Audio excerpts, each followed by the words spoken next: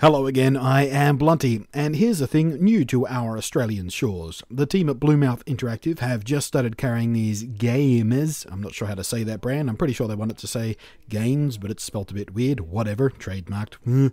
But anyway, they have this thing called a personal gaming environment, which, if I'm honest with you, sounds like a super nerdy name and not very catchy. However, to you and me, they're basically an all-in-one, perfectly portable travel solution for your game consoles. On display, they had a couple of Xbox Ones humming away, but they'll also work with the Xbox 360, PS3, and of course, the PlayStation 4. Their flagship variation, called the Vanguard, a much cooler name, has an integrated 19-inch LED 720p display which has a matte finish, so working under glare of lights or even sunlight, they say, is no biggie. The viewing angles also seemed pretty nice and wide too, so going same-screen multiplayer shouldn't be a problem at all.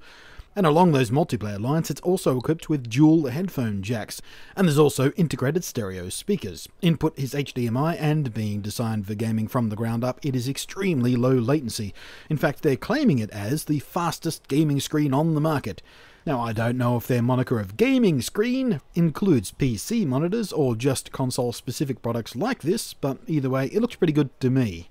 And the whole thing is wrapped up in a high-impact case, complete with padding and straps to keep your gear secure and safe when on the move. Apparently, it's also TSA approved, so you can bring it carry-on when you fly instead of trusting the airline baggage monkeys not to kick your gear around.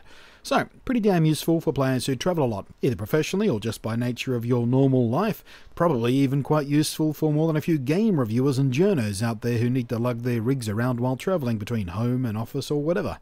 But what really caught my eye was the portable gaming monitor, which, as you may guess, is pretty much just one of the gaming screens from the portable gaming environments, without all the case and padding and such. It's a pretty damn sweet bit of gear, I think. And yes, I am chatting with the Bluemouth guys to get one in my hands for a proper review, but here's the gist of it. Again, it's a screen built for gaming, so super low latency, HDMI input, 720p native, and it is crazy light. And I mean so light that when I picked one up for the first time, I nearly tossed it into the air because I was ready for something that felt much closer to a normal monitor.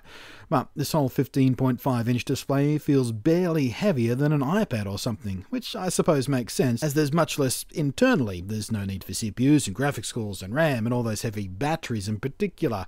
But it's still very surprising when you first pick it up just how light it is.